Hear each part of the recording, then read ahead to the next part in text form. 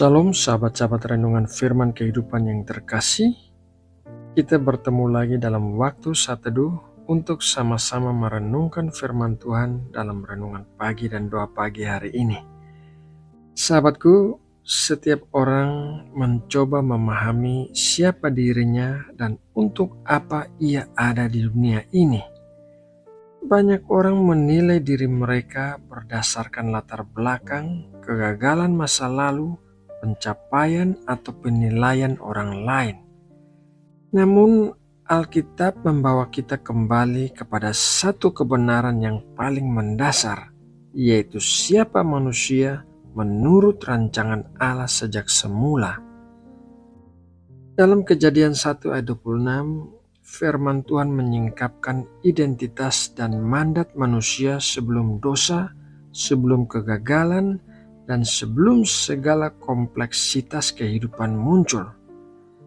Manusia diciptakan segambar dan serupa dengan Allah serta dipercayakan kuasa untuk memerintah dan mengelola ciptaannya. Kebenaran ini bukan hanya penting untuk diketahui, tetapi juga untuk dihidupi. Melalui renungan firman Tuhan hari ini, kita akan belajar kembali melihat diri kita dari sudut pandang Allah, memahami kesatuan tubuh, jiwa, dan roh, serta menyadari panggilan kita untuk hidup dalam otoritas, bukan dalam perhambaan. Kiranya Tuhan membuka hati dan pikiran kita untuk menerima firman-Nya dengan rendah hati. Seperti biasanya, sebelum mulai mendengarkan firman Tuhan, mari kita satukan hati kita untuk berdoa dengan rendah hati. Tuhan Allah Bapa kami yang ada di surga, kami mengucap syukur kepadamu untuk kesempatan yang indah ini, di mana kami boleh datang ke hadirat-Mu dan merenungkan firman-Mu. Terima kasih karena Engkau adalah Allah yang menyatakan kehendak-Mu melalui firman yang hidup dan berkuasa. Pada saat ini kami menyerahkan hati dan pikiran kami sepenuhnya ke dalam tangan-Mu. Kuduskanlah setiap motivasi kami, tenangkanlah pikiran kami, dan bukalah pengertian kami oleh Roh Kudus-Mu. Biarlah firman yang akan kami dengar dan renungkan tidak hanya menjadi pengetahuan, tetapi menjadi kebenaran yang mengubahkan hidup kami. Ajarlah kami untuk mengenal identitas kami sebagai ciptaan yang segambar dan serupa dengan Engkau, serta menolong kami untuk hidup sesuai dengan mandat yang Engkau percayakan. Kami rindu mendengar suara-Mu dan dipimpin oleh kebenaran-Mu. Di dalam nama Tuhan Yesus Kristus, kami berdoa dan mengucap syukur. Amin. Sahabat firman kehidupan yang terkasih, hari ini kita akan belajar dari satu ayat firman Tuhan yang sangat terkenal, yaitu Kejadian 1 ayat 26. Mari kita baca apa yang dikatakan dalam ayat tersebut. Kejadian 1 ayat 26. Berfirmanlah Allah, baiklah kita menjadikan manusia menurut gambar dan rupa kita, supaya mereka berkuasa atas ikan-ikan di laut dan burung-burung di udara dan atas ternak dan atas seluruh bumi dan atas segala binatang melata yang merayap di bumi. Kejadian 1 ayat 26 ini merupakan salah satu ayat paling mendasar dan paling menentukan dalam seluruh Alkitab, karena di dalamnya Allah menyatakan dengan jelas siapa manusia itu dan untuk apa manusia diciptakan. Dalam ayat ini, untuk pertama kalinya Alkitab berbicara tentang manusia. Bagi orang-orang yang belajar Alkitab secara serius, penyebutan pertama suatu konsep bukanlah hal yang kebetulan. Prinsip first mention mengajarkan bahwa makna awal suatu kata atau konsep biasanya menjadi fondasi bagi pengertiannya di bagian-bagian Alkitab selanjutnya. Oleh sebab itu, memahami Kejadian 1 ayat 26 dengan benar sangat menentukan cara kita memandang identitas tujuan dan panggilan hidup manusia. Allah berfirman, "Baiklah kita menjadikan manusia menurut gambar dan rupa kita, supaya mereka berkuasa." Dalam satu ayat ini saja, setidaknya ada dua kebenaran besar yang dinyatakan Allah, yaitu manusia diciptakan segambar dan serupa dengan Allah, dan manusia diberi mandat untuk berkuasa. Kedua hal ini tidak dapat dipisahkan. Identitas selalu mendahului otoritas. Tanpa memahami siapa kita di hadapan Allah, kita akan gagal menjalankan kuasa yang Allah percayakan kepada kita. Hal pertama yang perlu kita perhatikan adalah bahwa manusia diciptakan segambar dan serupa dengan Allah. Ini bukan berarti bahwa manusia sama dengan Allah atau memiliki keilahian seperti Allah, melainkan manusia diciptakan untuk merefleksikan Allah.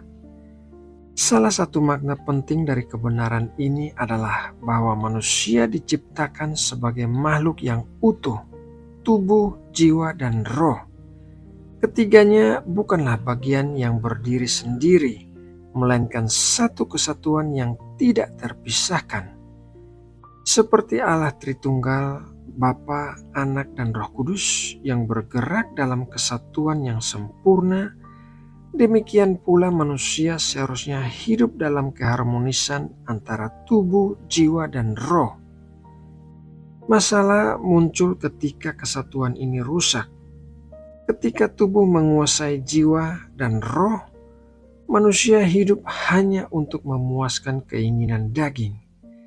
Ketika jiwa, pikiran, emosi, dan kehendak menguasai segalanya, manusia menjadi dikuasai oleh perasaan, logika manusia, atau ambisi pribadi. Padahal sebagai gambar Allah, manusia dipanggil untuk hidup dipimpin oleh roh yang selaras dengan kehendak Allah, sehingga jiwa dan tubuh berjalan dalam arah yang benar. Banyak orang percaya mengalami kekalahan bukan karena mereka tidak beriman, tetapi karena mereka hidup terpecah-pecah. Mereka berdoa, tetapi pikiran mereka dikuasai ketakutan. Mereka tahu firman, tetapi kebiasaan hidup mereka tidak sejalan dengan kebenaran.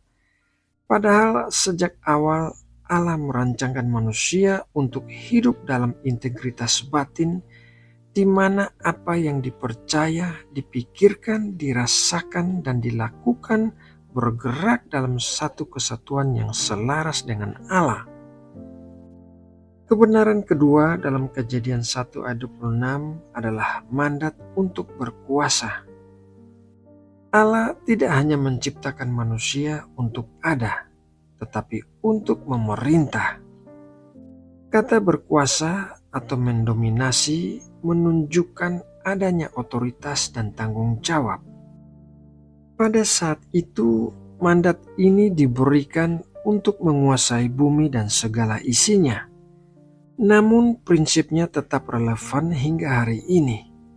Allah tidak pernah menciptakan manusia untuk hidup sebagai budak, melainkan sebagai pengelola dan pemimpin atas apa yang dipercayakan kepadanya. Sayangnya, dalam realitas kehidupan modern, kita sering melihat kebalikan dari mandat ini. Banyak orang justru diperhamba oleh hal-hal yang seharusnya berada di bawah penguasaannya. Ada yang diperhamba oleh kecanduan, baik itu sat, teknologi, atau hiburan. Ada yang diperhamba oleh hutang dan tekanan ekonomi. Ada pula yang diperhamba oleh kebiasaan buruk, rasa bersalah masa lalu, atau luka batin yang tidak diserahkan kepada Tuhan. Semua itu menunjukkan bahwa mandat untuk berkuasa belum dijalankan sepenuhnya. Ketika manusia kehilangan pemahaman akan identitasnya sebagai gambar Allah, ia akan mudah kehilangan otoritasnya. Ia mulai hidup reaktif bukan proaktif. Ia dikendalikan oleh keadaan, bukan mengelola keadaan.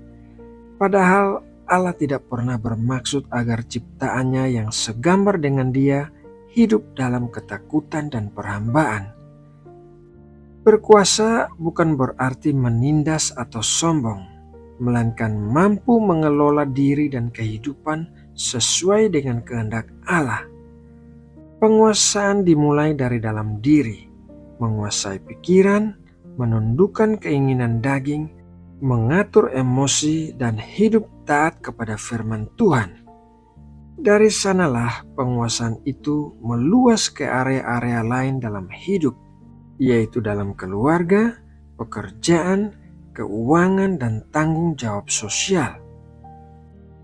Kejadian 1 ayat 26 mengingatkan kita bahwa sejak awal Allah sudah menetapkan standar yang tinggi bagi manusia. Kita diciptakan segambar dengan Dia dan kita dipanggil untuk hidup dalam otoritasnya. Ketika kita kembali kepada rancangan semula ini, hidup dalam kesatuan tubuh, jiwa, dan roh, serta menjalankan mandat untuk berkuasa, kita akan mengalami kehidupan yang selaras dengan kehendak Allah. Sahabat firman kehidupan yang terkasih, kiranya renungan firman Tuhan hari ini menolong kita untuk kembali melihat siapa diri kita di mata Tuhan dan untuk menolak segala bentuk perhambaan yang tidak berasal darinya. Kita bukan diciptakan untuk dikendalikan oleh dosa, kebiasaan buruk, atau tekanan hidup, melainkan untuk hidup sebagai gambar Allah yang memuliakannya melalui kehidupan yang berotoritas dan bertanggung jawab. Tuhan memanggil kita bukan hanya untuk percaya, tetapi juga untuk hidup sesuai dengan identitas dan mandat yang telah Ia tetapkan sejak semula. Nah, sahabatku, demikianlah renungan pagi dan doa pagi hari ini. Semoga renungan ini dapat menjadi berkat yang menguatkan kita semua. Mari kita berdoa. Bapa Surgawi, kami bersyukur untuk firman-Mu yang telah kami renungkan. Terima kasih karena Engkau mengingatkan kami kembali akan identitas kami di dalam Engkau, bahwa kami diciptakan segambar dan serupa dengan-Mu dan dipanggil untuk hidup dalam otoritas yang berasal dari-Mu. Ya Tuhan, kami menyadari bahwa seringkali kami gagal hidup sesuai dengan rancangan-Mu. Kami mengaku bahwa ada hal-hal yang dalam hidup kami yang justru menguasai kami, yaitu kebiasaan buruk, ketakutan, keinginan daging, atau beban hidup yang berat. Ampunilah kami ya Tuhan, dan pulihkanlah kami kembali kepada kehendak-Mu yang semula. Tolonglah kami untuk hidup dalam kesatuan tubuh, jiwa, dan roh, dipimpin oleh Roh Kudus dan berjalan dalam ketaatan kepada firman-Mu. Ajarlah kami untuk tidak hidup sebagai orang yang diperhamba, tetapi sebagai anak-anak Allah yang hidup dalam kemenangan dan tanggung jawab. Kami menyerahkan seluruh hidup kami ke dalam tangan-Mu. Biarlah firman-Mu berakar, bertumbuh, dan berbuah dalam kehidupan kami sehari-hari. Terima kasih ya Bapa, di dalam nama Tuhan Yesus Kristus, Tuhan dan Juru Selamat kami berdoa dan mengucap syukur. Amin.